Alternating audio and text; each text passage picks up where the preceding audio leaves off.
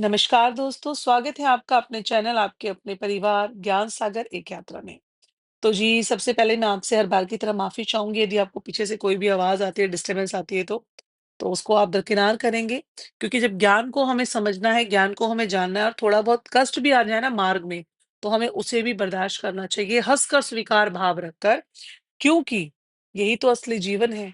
यही तो हमारा उद्देश्य है, आगे बढ़ने का, चीज़ों को समझने का, जीवन का असली उद्देश्य क्या है हम लोगों का? ज्ञान, तभी हम यहाँ जुड़े हुए हैं। जिन्हें ज्ञान की ज़रूरत नहीं है, वो इस चैनल पे आएँगे ही नहीं। सही बात है ना? तो आशा करती हूँ कि इसे पूरा सुनेंगे आप लोग, क्योंकि आध्यात्मिक यात्रा में जहाँ हम जीवन के गहरे रहस्यों को समझने की कोशिश करेंगे, यह यात्रा जो है अपनी आत्मा को जागरूकता, ध्यान, भक्ति और सकारात्मक ऊर्जा से भरी होगी। तो चलिए मन और आत्मा की इस यात्रा की शुरुआत करते हैं भगवान राम से। जैसे कि आपको समझ आ गया कि आज का जो हमारा विषय है वो है भगवान श्री राम। हाँ जी, भगवान श्री राम अग्रेश्वर के रूप में जो कि पूरी कथा है आज मैं आपको समझाऊँगी और सुनाऊँगी। तो भगवान श्री राम हिंदू धर्म में विष्णु के 7वें अवतार माने जाते हैं। उन्हें मर्यादा पुरुषोत्तम कहा जाता है क्योंकि उन्होंने अपने जीवन में सत्य, धर्म, कर्तव्य का पालन किया। अग्रेश्वर जो शब्द है ना वो 2 भागों में बँटा है। अग्र जिसका अर्थ होता है सर्वोच्च या सामने और ईश्वर जिसका क्या अर्थ है? भगवान, यानी कि भगवान राम। भगवान राम को अग्रेश्वर इसलिए कहा जाता है क्योंकि वे धर्म और न्याय के पथ प्रदर्शक हैं। अच्छा, आप सोच रहे होंगे कि अग्रेश्वर का अर्थ और उसकी जो मान्यताएँ हैं, महत्व है वो क्या है? तो मैं उसके विषय में भी आपको बड़े ही विस्तार से समझाऊँगी, लेकिन आपको पूरा वीडियो ध्यानपूर्वक सुनना होगा। कॉपी कलम लेकर बैठ जाइए और ध्यान से जो-जो पॉइंट आपको समझ आते जा रहे हैं, जो नहीं आ रहे उन्हें लिखिए। जो नहीं आ रहे वो आप मुझसे कमेंट बॉक्स में जो है पूछ सकते हैं और जो समझ आ रहे हैं उसको अपने आगे वाले जीवन में उतारने के लिए उसे लिख लीजिए ताकि याद रहे, क्योंकि हम कई बार सोचते हैं दिमाग में रहेगा पर दिमाग से चीजें निकल जाती हैं। तो भगवान राम को अग्रेश्वर कहने के पीछे यह मान्यता है कि वह है वह हर युग में धर्म की रक्षा के लिए आगे रहते हैं। वे एक मार्गदर्शक के रूप में भक्तों के जीवन में उपस्थित रहते हैं और सत्य की राह दिखाते हैं। तो आपको ये तो पता होगा राम भगवान का जन्म कहाँ हुआ और उनका उनका अवतार कहाँ था? कहाँ उनका अवतार जो था वो कौन-सा था? वो मैंने आपको पहले बताया कि वो विष्णु जी के 7वें अवतार थे। अब मैं उनका उद्देश्य बताती हूँ, कि उद्देश्य क्या था भगवान राम के इस सब लोग को राम भगवान का जो जन्म है, उसका जो अवतार जो उन्होंने अवतार लिया राम भगवान का, वो क्यों लिया? तो भगवान राम का जन्म जो था वो त्रेता युग में अयोध्या के राजा दशरथ और रानी कौशल्या के पुत्र के रूप में हुआ। उनका अवतार अधर्म के नाश और राक्षसों के विनाश के लिए हुआ था। तो इतना तो आप समझ गए। अब हम थोड़ा-सा गौर कर लेते हैं राम भगवान का जो जीवन है और अग्रेश्वर की जो भूमिका है उसके ऊपर। तो मर्यादा पुरुषोत्तम उन्होंने सदैव धर्म और कर्तव्य का पालन किया। चाहे वह वनवास हो, सीता की खोज हो या रावण का वध हो। दूसरा, सत्य और न्याय के वो प्रतीक थे। वे अपने जीवन में सत्य और न्याय के रक्षक बने, इसलिए उन्हें अग्रेश्वर कहा जाता है। नोट करिए इस चीज को। तीसरा है रावण का वध। उन्होंने अधर्मी रावण का अंत कर धर्म की स्थापना की और यह प्रमाणित किया कि ईश्वर सदा धर्म के लिए जो है अग्रणीय होते हैं। तो राम राज्य धर्म का सर्वोच्च उदाहरण क्या है वो भी मैं आपको तो बताऊंगी। आप लिख रहे हैं ना, मैं आपको बार बार पूछूंगी बीच बीच में, आप लिख रहे हैं ना? भले इस वक्त मैं आपको देख नहीं पा रही हूँ और आप मुझे नहीं, लेकिन आत्मिक रूप से मैं आपके साथ हूँ और आत्मिक रूप से आप भी मेरे साथ है। तो यही स्वीकार भाव रख के आपने बैठना है कि दीदी जो बोल रही है वह मुझे सुन भी रही है, देख भी रही है। तो आपने कोई और गतिविधि नहीं करनी, यही वीडियो को ध्यान से सुनना है। जो बच्चे इस स्पिरिचुअल जर्नी में नए हैं, उनके लिए तो ये बहुत बढ़िया विषय है। इसको जानना, समझना बहुत ज़रूरी है। राम राज्य धर्म का सर्वोच्च उदाहरण जो है, भगवान राम का जो शासन था, राम राज्य के रूप में प्रसिद्ध हुआ, जहाँ न्याय, शांति और समृद्धि थी, जहाँ जो कि यह दर्शाता है कि धर्म और सत्य के मार्ग पर चलने वाला राजा सर्वोच्च होता है। आज तो पता नहीं राम भगवान के नाम को पता नहीं कहाँ से कहाँ जोड़ दिया है, लेकिन सही मायने में जो राम का नाम लेता है ना, कहते हैं कि जिसने राम का नाम ले लिया ना, वो भी बिल्कुल राम जैसा ही होना चाहिए। उसके विचार भी वही होने चाहिए। किसी प्रकार की कोई कट्टरता नहीं होनी चाहिए, सबके प्रति प्रेम होना चाहिए। वो किसी भी जाति, धर्म और वर्ग से हो, इससे कोई मतलब नहीं है। भगवान राम जो है वह सबके हैं क्योंकि वो हमारे रोम-रोम में बसे हुए हैं।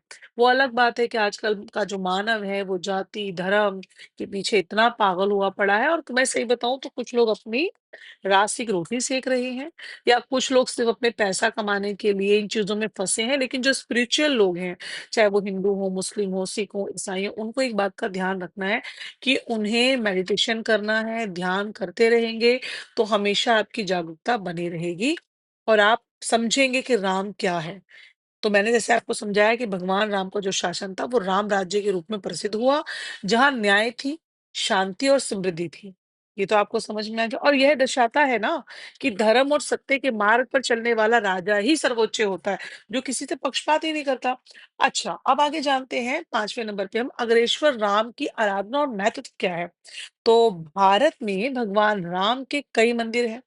जहाँ उन्हें अग्रेश्वर रूप में भी पूजा जाता है। श्री राम कथा और रामायण का जो पाठ करने से जो व्यक्ति है ना, उसको सत्य और धर्म की राह पर चलने की प्रेरणा मिलती है। तो आप ये तो समझ लो जो भी इसका मतलब टोटल इसका निष्कर्ष यही है कि भगवान राम को अग्रेश्वर इसलिए कहा जाता है क्योंकि वह धर्म के मार्ग पर सदैव जो है अग्रणी रहते हैं। उनका जीवन हमें सिखाता है कि सच्ची शक्ति, सत्य, निष्ठा और धर्म का पालन करने में हमें कभी पीछे नहीं हटना चाहिए। आइए थोड़ा और जान लेते हैं अग्रेश्वर भगवान राम का इतिहास। तो भगवान राम के बारे में जैसे कि मैंने अभी आपको बताया कि वह विष्णु जी के 7वें अवतार माने जाते हैं। लेकिन मर्यादा पुरुषोत्तम के रूप में प्रसिद्ध हैं, लेकिन कुछ तांत्रिक और आध्यात्मिक परंपराओं में उन्हें अघोरेश्वर के रूप में भी जाना जाता है।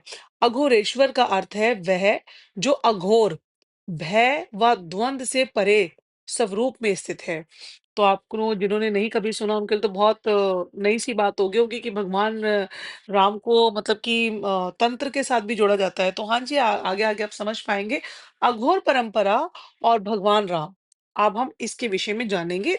धीरे धीरे आप आएंगे नजदीक और समझते जाएंगे कि ये कैसे मतलब अघोर परंपरा और भगवान राम कैसे साथ में जुड़े।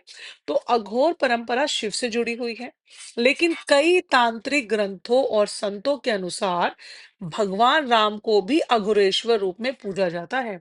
राम केवल मर्यादा पुरुषोत्तम नहीं थे, बल्कि वे परम तत्व के स्वरूप में भी स्थित थे। उन्होंने जीवन के हर पहलू को स्वीकार किया, राजा होने का सुख भी और वनवास का कष्ट भी। यही अघोर का तत्व है। सब कुछ स्वीकारना, बिना भेदभाव के। मैं हमेशा बोलती हूँ ना, स्वीकार भाव रखो, स्वीकार भाव रखो। तो ये मैं ऐसे ही नहीं बोलती हूँ। हमारे जो बड़े-बड़े ऋषि, मुनि, गुरु, भगवान अवतार धरती पर आए, उन्होंने हमें ये चीज़ें सिखाई हैं, बताई हैं। मगर कहीं न कहीं हम आज के कलयुग में इन चीज़ों को मोह-माया में फँस के और बाहरी चकाचौंध में फँस के स्वीकार भाव रखना भूल गए हैं। तो अघोर तत्व को भी उन्होंने सब कुछ क्या करा? स्वीकार मतलब स्वीकार करना, बिना भेदभाव के उन्होंने स्वीकार किया। अग्रेश्वर का अर्थ होता है वह जो अज्ञान, मोह और भय को नष्ट करे। भगवान राम ने राक्षसों का संहार कर धर्म की स्थापना की, जो अघोर स्वभाव का ही प्रतीक है। समझे आप? ऐसे कोई आम आदमी नहीं कर सकता। आप मार देंगे चींटी को, आप मार देंगे किसी कुत्ता बिल्ली को, किसी को, इंसान को मार देंगे और वो भी तो राक्षस है जो किसी का बलात्कार कर रहे हैं, जो किसी का गलत कर रहे हैं, चोरी कर रहे हैं, गाली-गलौज कर रहे हैं। ऐसे पड़ोसी भी देखे होंगे आपने, ऐसी न्यूज़ भी आप सुनते तो वो भी तो राक्षस है ना, पर हम आगे से कुछ कर पाते हैं? हम सोचते हैं पुलिस वाले कर लेंगे या कोई और मतलब करेगा, हम आगे नहीं कर पाते ना। क्यों? क्योंकि कहीं न कहीं कुछ कमी है ना हम में। तो आइए जानते हैं रामायण में अग्रेश्वर तत्व क्या है? तो रामायण में कई ऐसे प्रसंग हैं, जहाँ भगवान राम का अघोरेश्वर रूप भी दिखाई देता है। जैसे कि सबसे पहले शबरी प्रसंग हम सुन लेते हैं।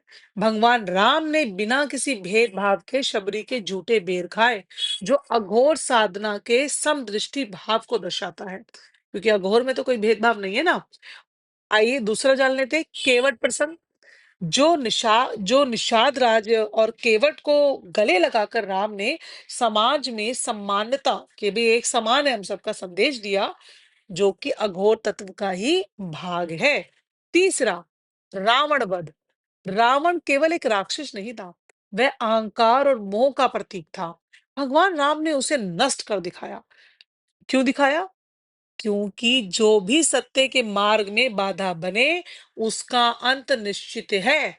और आप आज भी देखते होंगे आपके घर में भी ऐसे लोग मिलते आपको मिलते होंगे कि जो बड़ा घमंड करते होंगे, बड़ा उनके अंदर अब मैं होगी ना तो उनका अंत बड़ा बुरा होता है। आपने देखा होगा अड़ोस-पड़ोस में घर में। आइए देखिए आगे जानते हैं भगवान राम और शिव का संबंध। तो अघोर संप्रदाय के प्रमुख देवता भगवान शिव हैं और राम शिव के महान भक्त थे। तो रामेश्वरम में जो शिवलिंग की स्थापना यह दर्शाती है कि राम ने स्वयं शिव तत्व को स्वीकार किया। तीसरा, शिव तंत्र और राम भक्ति एक दूसरे के पूरक हैं। इसलिए कुछ परंपराओं में भगवान राम को अघोरेश्वर के रूप में पूजा जाता है। किन किन लोगों के लिए बात नहीं थी वो जरूर कमेंट बॉक्स में कमेंट लिखेंगे और बताएंगे कि क्या उन्हें ये पहले पता था, और नहीं पता है तो यह ज्ञान, यह बात उन्हें कैसी लगी जानकर, कितना उनको अच्छा लगा और उनके कितने डाउट्स जो है वो इस वक्त मिट चुके होंगे। कई बार स्वीकार नहीं रहता ना, कैसा थोड़ी होता है, भगवान राम को तो हम एक बहुत ही शांत स्वभाव और बड़े ही निर्मल भाव में देखते हैं, एक मर्यादा पुरुषोत्तम राम, और राम यानी कि बहुत शांत, जो हर चीज में हाँ हाँ करते हैं। लेकिन आज सुनकर कैसा लगा? तो आज हम तांत्रिक दृष्टि से राम का जो स्वरूप है उसे भी जान लेते हैं। तो तंत्र में कहा गया है कि भगवान राम ने ना केवल बाहरी युद्ध किए बल्कि आंतरिक विकारों का भी नाश किया। वे ध्यान, भक्ति और आत्मज्ञान के प्रतीक हैं। कई तांत्रिक ग्रंथों में उनका नाम अघोरेश्वर राम के रूप में वर्णित है। तो इसका निष्कर्ष क्या निकला? भगवान राम केवल मर्यादा पुरुषोत्तम ही नहीं बल्कि तांत्रिक और अघोर परंपरा में भी एक विशेष स्थान रखते हैं। उनका जीवन हमें यह सिखाता है कि भय, मोह और अज्ञान से परे जाकर सच्चे धर्म का पालन करना ही वास्तविक मुक्ति है। तो आप ये चीज़ समझ चुके हैं। तो जी, आगे आपको ज़रूर मिलेंगे एक नई वीडियो के साथ। आज हमने जाना कि सच्चा सुख बाहरी दुनिया और तंत्र राम क्या है, बल्कि हमारे भीतर है।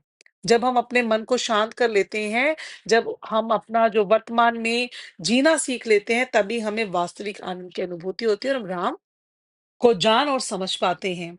याद रखें, आध्यात्मिकता कोई मंजिल नहीं, बल्कि एक निरंतर यात्रा है। हर दिन थोड़ा-थोड़ा आगे बढ़ें और अपने भीतर छिपे प्रकाश को पहचानें। अगर आपको यह विचार पसंद आए, ये वीडियो पसंद आया, तो इसे अपने जीवन में अपनाएं और दूसरों के साथ भी साझा करें। आभार और प्रेम के साथ हम फिर मिलेंगे एक नई आध्यात्मिक चर्चा में। तब तक के लिए जय श्री राम। ओम शांति, शांति, शांति।